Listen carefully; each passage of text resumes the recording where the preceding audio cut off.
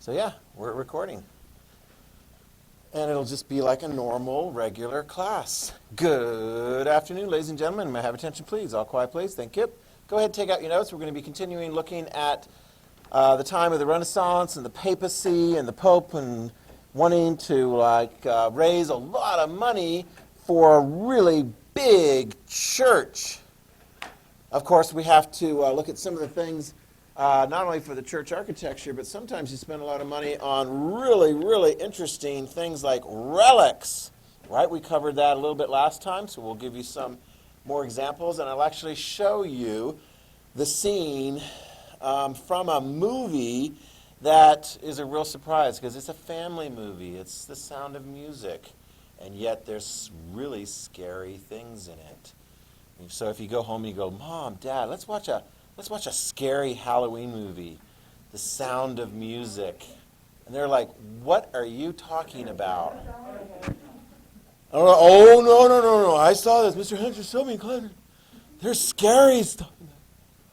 There's dead people. It's true. Anyway, so we'll share that with you, because some of you guys are like, I don't see it. I don't see it. But it's there, okay?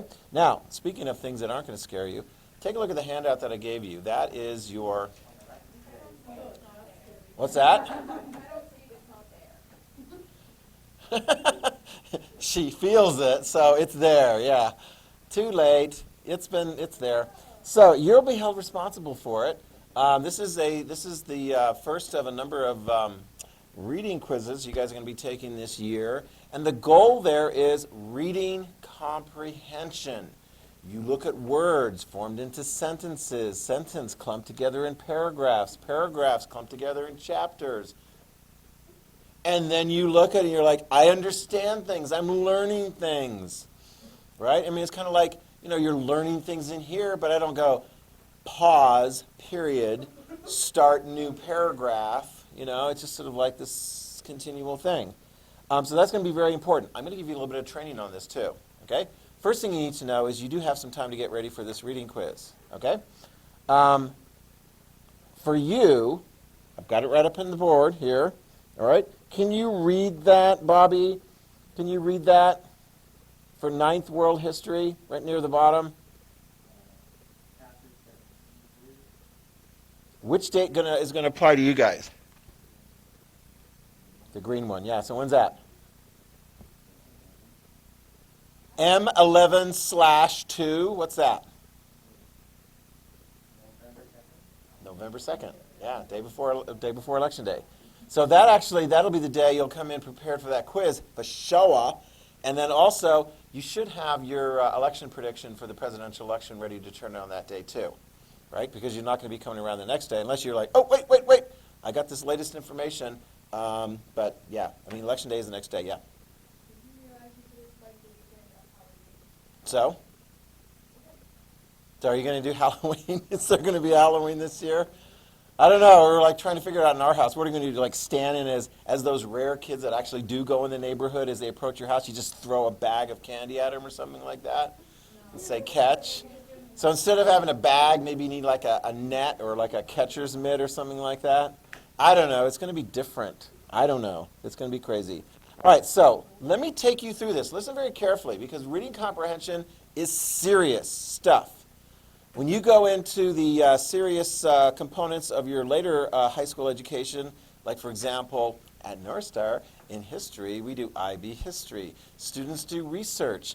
In their research, they look at sources, and those sources are written sometimes in tough words. So you have to really start getting used to being able to understand big words.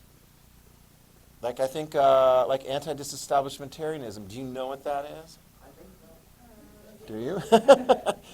It was an issue on it was a political position on church issues in the 1800s in Britain. But I'm not going to tell you anymore. There's other words you need to know. Sometimes you have to pause and look things up. You can't just sort of go, I don't get it. Because all of you guys, actually this school year, you're going to be doing research on a topic, right? You're going to be doing research, and you're going to be, all of you, going to have a different topic. It's going to be real cool. It's going to be one of the best research assignments you'll ever do. Really. Like, it has to do with a movie. Raise your hand if you can tell me a movie, and I'll tell you maybe if that actually will work for my assignment. Yes? Halloween. The movie Halloween? Probably not. But, yes. Yes. Halloween might. There are other horror movies that actually do work. Basically, what? Maybe not, but Nightmare on Elm Street? Here's the deal. This is what you guys are going to be doing. You're each going to have a separate film. You're going to do research to find out what's true and what's not true about the movie. So, for example, The Sound of Music. How many of you guys have seen The Sound of Music? Familiar with The Sound of Music? Some of you guys are like, oh, where have you been? A little bit, yeah? The hills are alive with the sound of zombies. No, I'm just kidding. That's not it. But here you're like, ooh, that's, I mean, sometimes they take things like this, like one of my wife's favorite Jane Austen stories, you know, Pride and Prejudice. And zombies, they added zombies. Have you ever seen that one? It's pretty wild.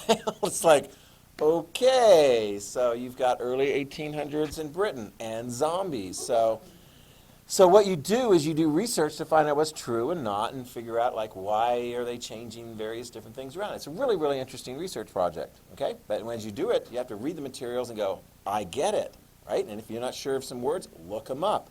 If you're not sure of the meaning, look it up. All right, so I'm going to give you some practice here. I've got the actual quiz in my hand, 10 matching and 10 true false for the quiz on those materials. What you should do. Here's the best way to do this to get ready for it. You ready? You're going to have your book. Do you know where your book is? Where? Are you sure? Yeah. Is that where you left it? Yeah. All right, so that's where you're going to find it. You're going to open it up. It's in your room. It's at home. You're going to read it. You're not going to need to bring it to school. That's not even a consideration or an option, right? I don't think she's coming along. And then you're going to have this study guide in front of you, and here's what I want you to do, okay? The at-home people have to do this as the alternative for this because I'm not going to send the quiz out to them because they could be like, flip, flip, flip, flip. It's like, really? Would people do that? Anyway, so what you should do to get ready for the quiz is have a sheet of paper, and as you're going through the information, write down a couple sentences for each of the items. It'll take some time, which is why I've given you until November the 2nd to get ready for this. So you can do it over the break if you want. Huh? You can do it after, or you can even do it during that week where you're not here. What? Oh, no. Blue will be here 3 times. Green will not be here at all.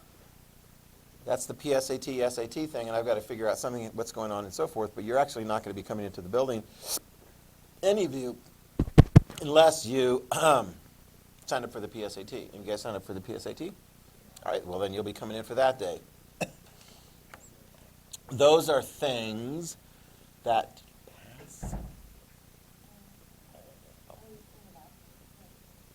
okay. All right.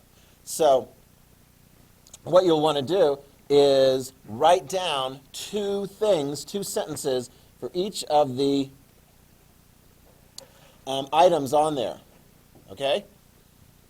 That will help you to figure out, oh my gosh, I've given you such a favor. Like, for example, I'm going to actually read a question here in a moment from the quiz, and it has to do with the very first one. Look at the very first one on there. It's going to be on page 381. So you'll open up your book to, oh wow, look, there it is. The beginning of chapter 17, 381. All right, we got a little cool Da Vinci drawing over here on the one side. That's nice. And then the beginning of the chapter. I'm going to read aloud, and when you think that you have some pertinent information, raise your hand. And the pertinent information will be something that helps to answer the question that I posed there, or the topic. Renaissance, science and religious focus. Which grew more? All right, now some of those topics that we've actually already talked about a little bit, but if you look down further on the list, let's see, we got Machiavelli, we got Gutenberg, we're going to get to Luther before this thing comes up, but some of these ones we're not going to get to yet, or maybe even not get to at all. That's why it's reading comprehension. You have to do this separate from what we're doing actually in class. All right, so here we go. Renaissance, science and religious focus. Which grew more? I read, as you can do too in your book at home. Okay, this is for the quiz coming up on November the 2nd. 20 points. Write down, and you guys should have a sheet of paper and so forth. You don't have to do it right now, but when you're preparing for it, write down 2 sentences for each one. During the 3 centuries after 1450, Western civilization changed in dramatic ways. Still a largely agricultural society in 1750, the West had become unusually commercially active and had laid out a growing manufacturing sector. Don't see any hands yet. Government powers had expanded, and new political ideas complicated the picture. You think you got an answer there already based on what we've read? Really? Have they mentioned the word science? No, but it said advancements in like Okay, and actually that gives you a little bit of sense of where things are going to be going, okay? All right? You do, and there's a lot more going on here, so, you're starting to sort of pick up on things. All right, here's the next one. Let's see if there's something even bigger that'll help with that. Beliefs had changed. We don't know specifically how they changed, but you see, you're like, uh-oh, something's coming up. Here we go. You ready for it? Science came to form the center of Western intellectual life for the first time in the history of any society. Oh, now she's got her hand up again, and exactly. I'm looking around at everybody else. What's the deal? Did you not pick up on that? Say it again. It's like I'm just reading. You have to comprehend. Reading comprehension. I'll read the sentence again. Science had come to form the center of Western intellectual life for the first time in the history of any society. Does that look like it's like? Yeah, and then later on, that was the real kicker. Later on, you have, there was a new spirit at work intended to be published compared to the more religious Middle Ages. That nails it, right? So, you could write some stuff down about that information from there. Let's see how you do on the question. It's straight from the quiz. You will see this again on November the 2nd. Will you be ready for it? I'm going to give you 2 chances. True, if it's entirely true. False, if there's something false about it. Here is the statement. Are you ready? During the Italian Renaissance, religion declined as the central focus. Raise your hand if that is true. Raise your hand if that is false. You have to pick one or the other. What is it, true or false? It's false? Religion declined as the central focus? Science went up, and religion declined. Now, this is interesting because you're like, religion, does that mean religion went away? No, of course it didn't go away. And in fact, it's still quite strong, but it did decline as a central focus. Science went up as a greater focus during that time period. Okay? That's where you practice? If you come in unprepared and haven't read it, it's not going to work out for you.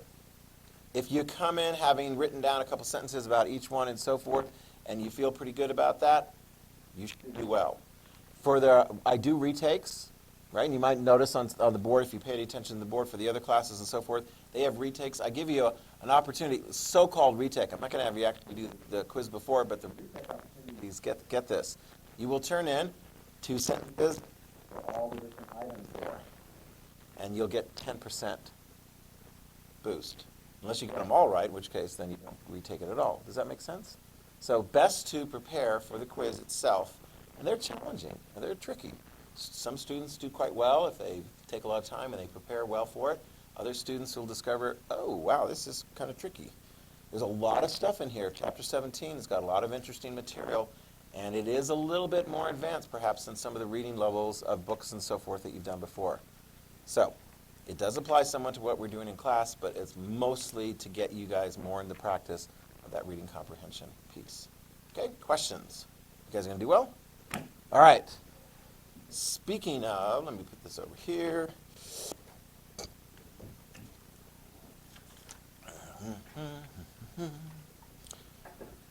And let's get back to relics. Do you remember what relics are?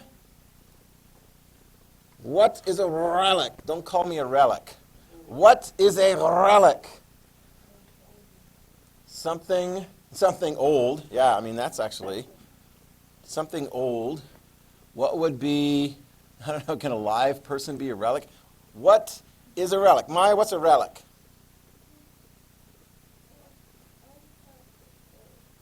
An artifact of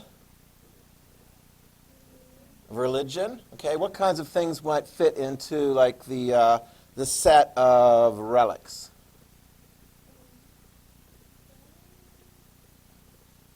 Skulls, did you say? Oh yeah, bones? Does that fit? Yes, bones of very important people who were associated with the religion going all the way back in time. Okay? This was a very, very famous relic. We talked about this a little bit last time. You can find it in Turin, in Italy, in their big cathedral. And it is purported to be the cloth that Jesus was laying upon after he was taken off of the cross. Yes?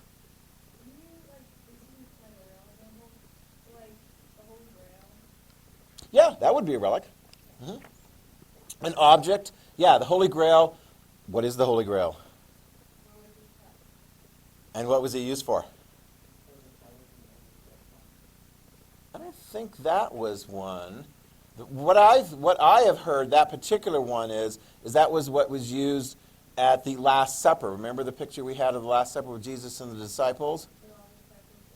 Yeah, exactly. So that would be the so-called, Grail. There's other important things. I mean, good grief.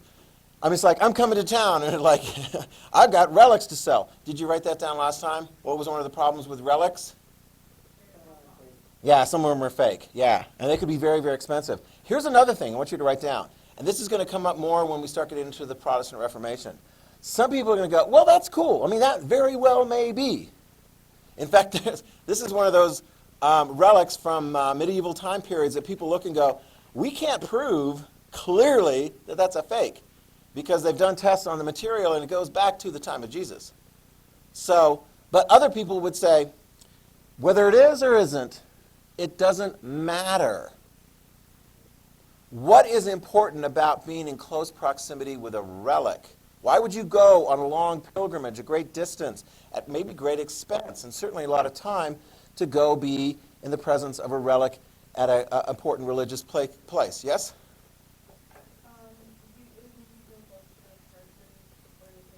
Okay.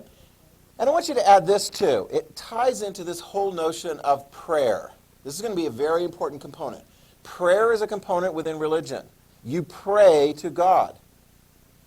Within certain religious practices and so forth, you may pray to God through an intermediary, right? So if an object is associated with a person, then you may feel as though your prayers, here's the deal, your prayers are going to have a better chance of being answered if you're in close proximity to a relic, or if you pray through a particular, important saint. I don't know, see if you figure this one out. I think some of you guys are going to get this really easy. What person, I'll give you a clue, who was she who, during this time period among Catholics, was very much prayed to as an intercessory, as somebody who could help you get the response you wanted from God? Mary, absolutely. You can write that down. Mary. There's a great veneration, a great adoration of Mary. I mean, hello, did you see a lot of the art? Mary features very prominently in the art. There's prayers like the Holy Rosary, prayers to Mary, through Mary to God. This is very much a Catholic feature. Later, when we get to Protestants, we're going to see they don't care about the relics. They don't necessarily care about praying through things. And pilgrimages, what the heck? You don't need to do that. But that's coming up a little bit later on. The relics are going to be very, very important. And one of the things I discovered is that it still continues very much today in many important Catholic areas in Europe. So, for example, I've got to get your temperature. Let's get your temperature. Bada bing, ding. All right. 30 years ago, I got married to my wife. And we went on a honeymoon. I was actually between jobs, so it was a really cool honeymoon. We went to Europe, and one of the places we went to was Austria. We went to the city of Salzburg, beautiful city in the mountains of Austria. And when we were staying there, we're like, let's go on a tour. And we saw one of these little flyers for this Sound of Music tour. The film, The Sound of Music, was based in Austria. It was filmed in Austria. So we're like, why the heck? That would be cool. In fact, I reminded my wife that, how many of you guys are like, you really know the musical, the film, The Sound of Music? Do you? Sort of. You do? Are you going to be my expert? Well, let's check. Who is she? Maria. What was she? What was she? What was she, and then what did she become? She was a nun, very good. And then what did she become? She was a nanny, and then what? She married, yeah. So, all right, very good, very good. So she was a nun. Here she is as a nun. And then she's given a responsibility to be a nanny, looking after the children of a widowed sea captain in the Austrian Navy. How many kids were there? Very good. How many boys?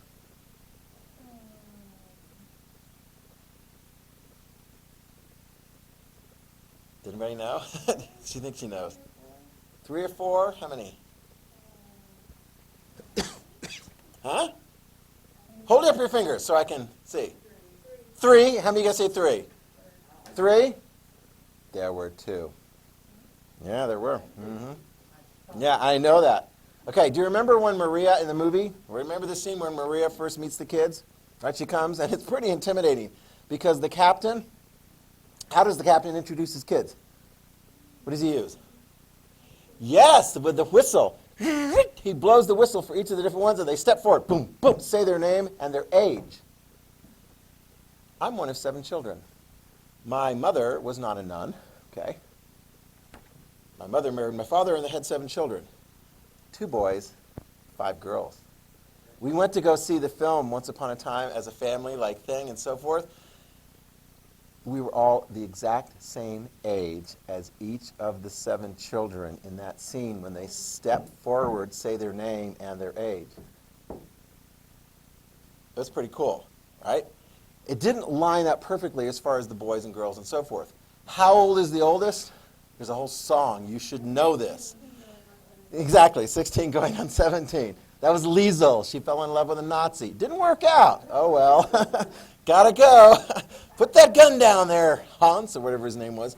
And then there was a boy, and then a girl, and then another boy, and then 3 girls, right?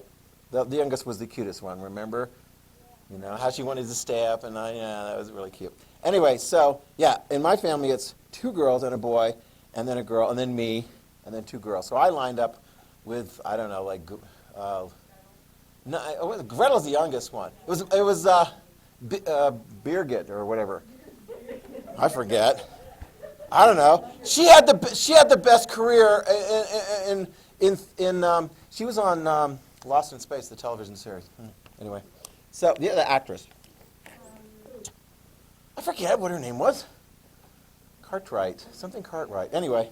So, here's the deal. So my wife and I are going on this tour, right? And it's actually pretty cool. It's kind of hokey, because on the bus, you know, they play the music from The Sound of Music.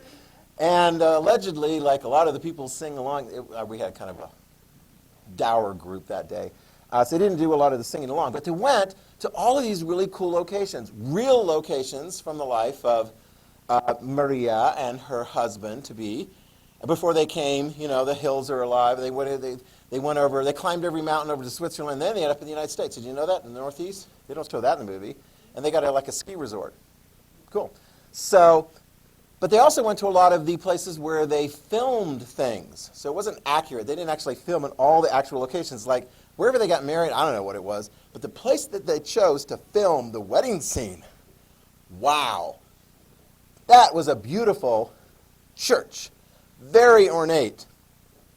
Lots, I mean, it's kind of like, you know, Michelangelo and so forth, you know, from the Renaissance. They were still putting beautiful art and gilded things all over the place.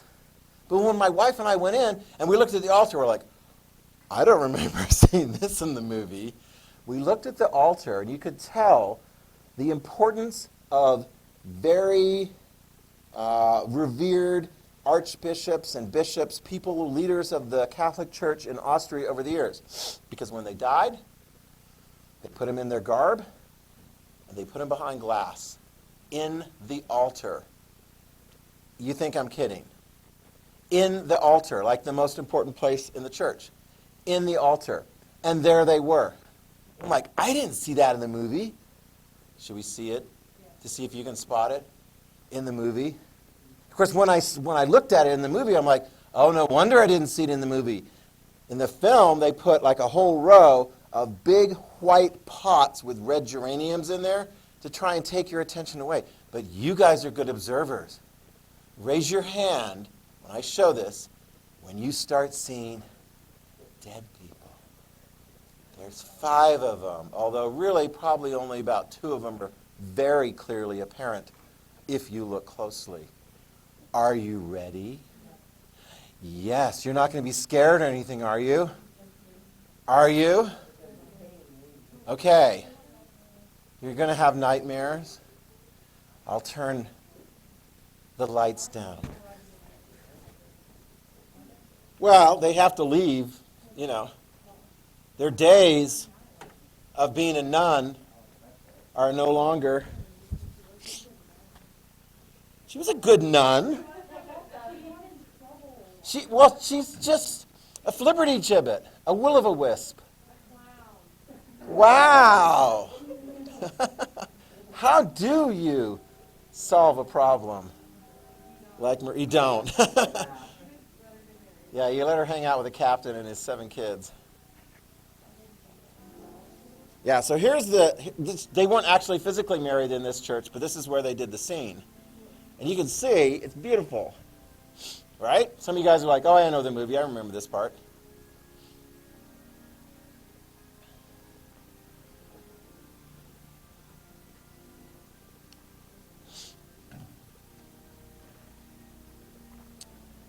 There's Liesel, all of 16, although I'm sure the actress was probably in her 20s when she played the role.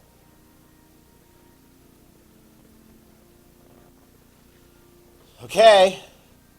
Up, up, up. Do you see it? There's the captain. There's the altar. There's the white geraniums. Anybody see?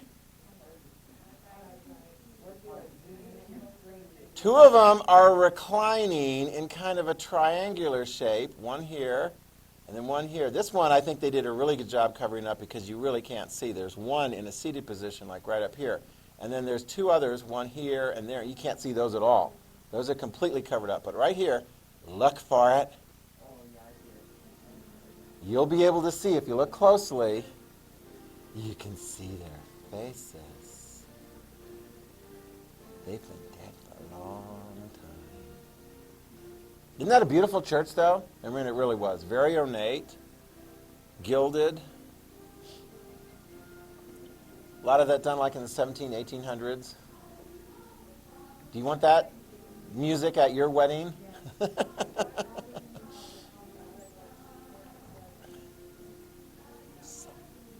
Means Maria. A will-o'-the-wisp.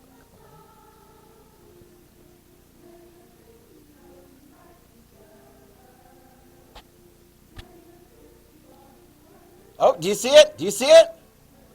You see it? Kind of.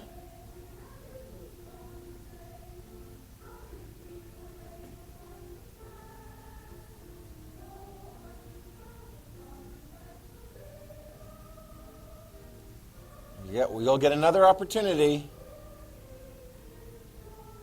Do you see? You do?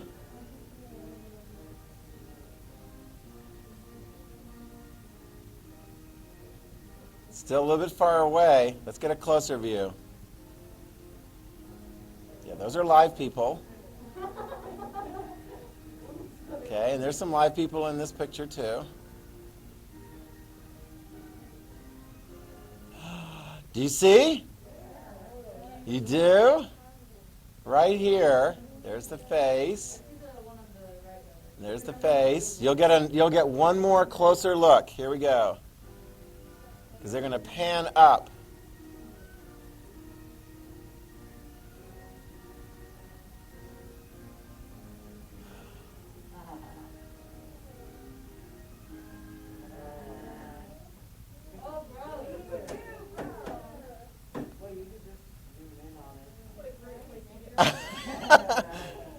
but here's the thing. It's like, you see this in Italy. These are relics. They're very much part of churches.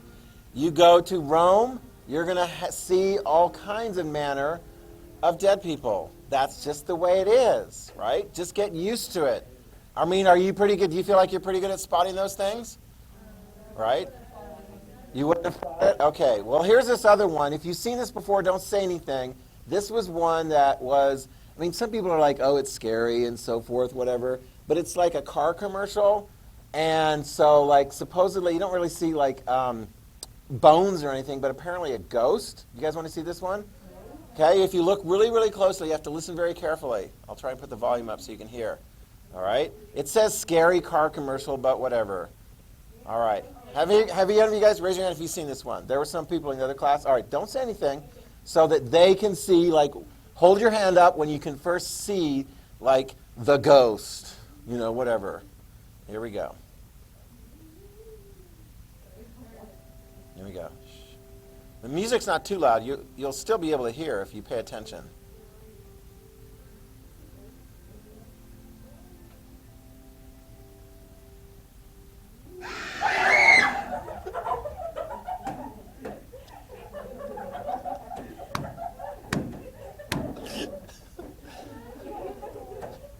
Sorry.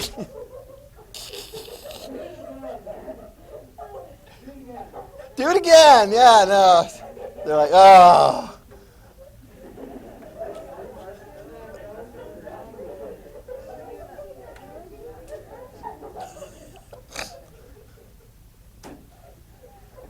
Sorry, does anyone need a tissue? No, you're okay. You're okay. I asked the other class, the ones that they're like, oh, should I not have done that? And the ones that had seen it before, like, oh, yeah, that was definitely. Oh, yeah. Yeah. Sorry about that. Gotcha, huh?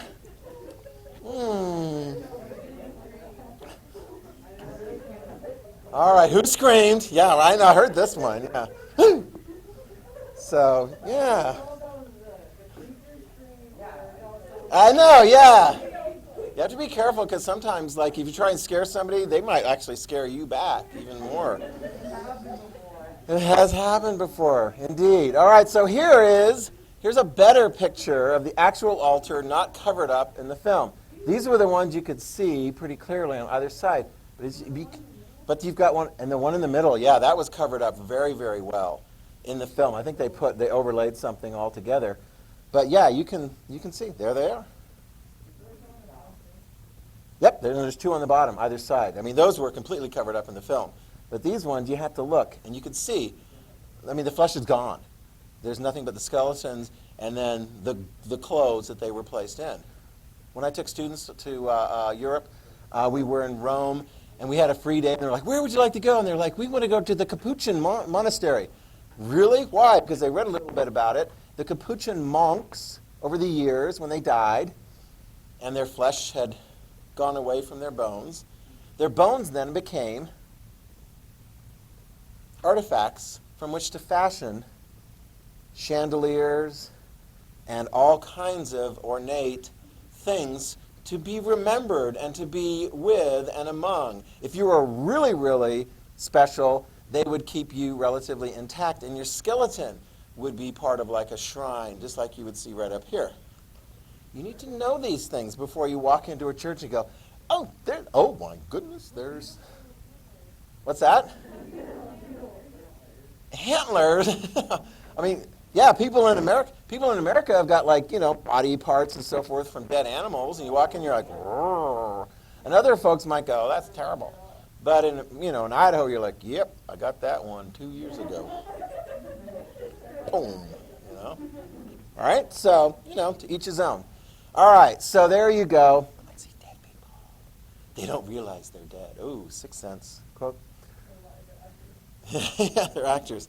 If you haven't seen that movie, that's really cool. Yes. All right, so write this down. Hagia Sophia. You're like, what the heck, Hagia Sophia? Oh, yes. This is a church. This is a church. This is like one of the great early Christian church buildings. It's in Constantinople, and notice this. It's an Orthodox cathedral. So does that mean it's Catholic? No, it's Orthodox. Constantinople was part of the Byzantine Empire, and in 1453, the Byzantine Empire was overrun by Ottoman Turkish Muslims. And that church, that cathedral, you can see the interior, and you can actually see what happened to it. They didn't tear it down. The Muslims looked at that building and said, that is a fine building. Because, write this down, Hagia Sophia, when it was built, like about 1,000 years ago or so, it was impressive. They had this big, huge, massive dome. Big, amazing art inside, but just the structure itself was the envy of everywhere. Right? It was the Orthodox cathedral. Now notice this. Would anyone be jealous of that cathedral? Would the Pope have any reason to be jealous of that cathedral?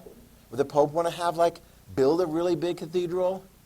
To be like, we're the Catholics, and we've got a better cathedral than you, Orthodox Christians over there in the eastern part. In fact, write this one down. We'll tell you about this because this is going to be central to our story of going in the Renaissance, problems that are going to be associated with the Catholic Church that are going to lead to the Protestant Reformation. But you can go ahead and write it down. St. Peter's Basilica in Rome. That's actually a modern picture.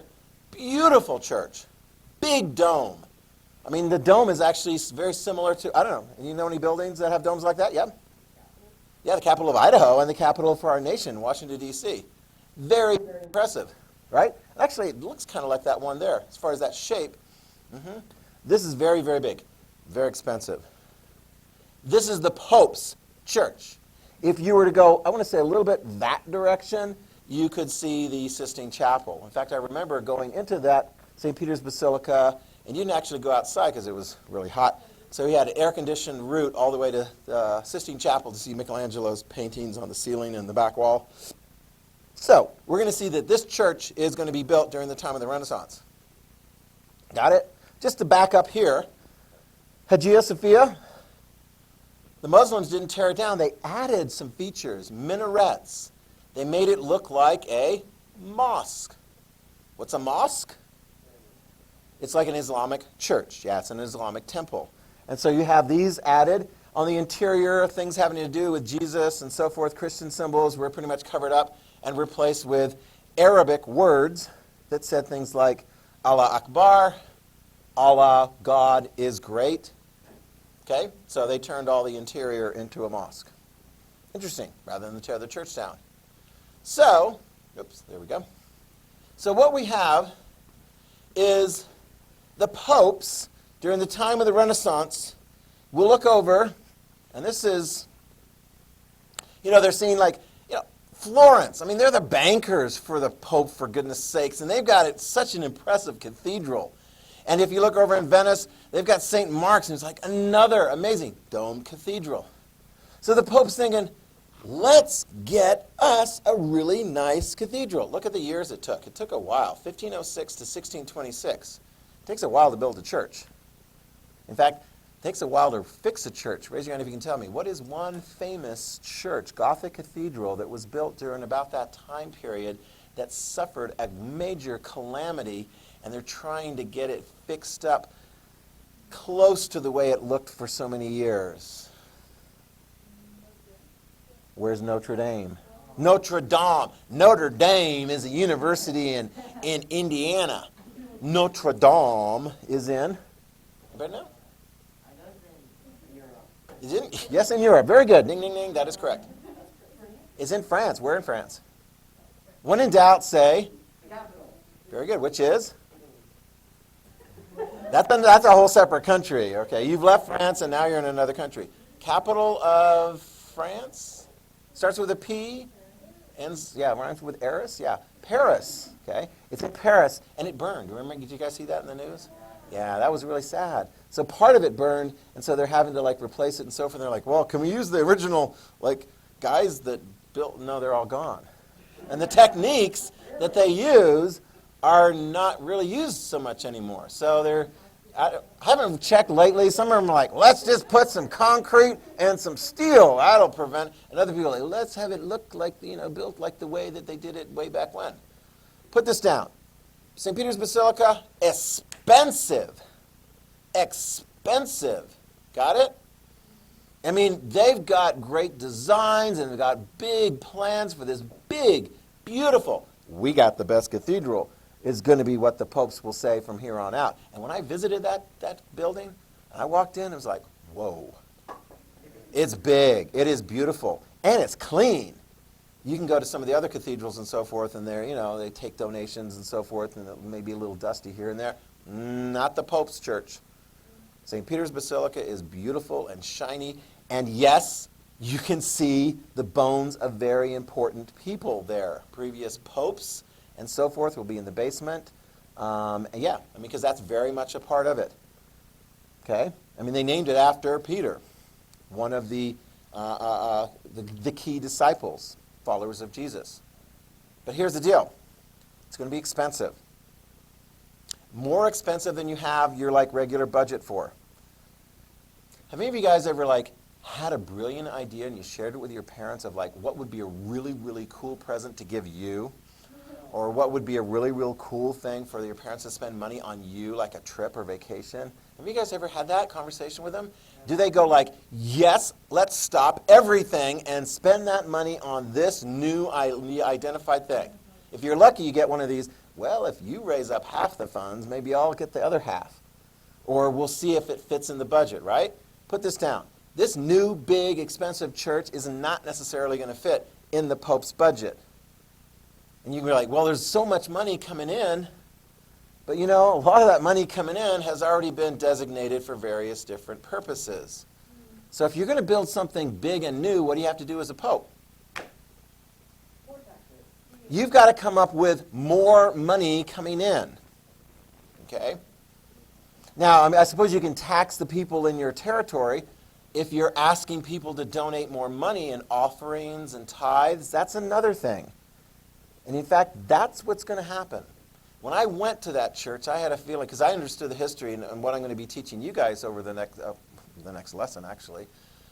I looked in there and I'm like, wow, I have a little bit better understanding of why the Protestant Reformation took place and most of Northern Europe ended up no longer Catholic.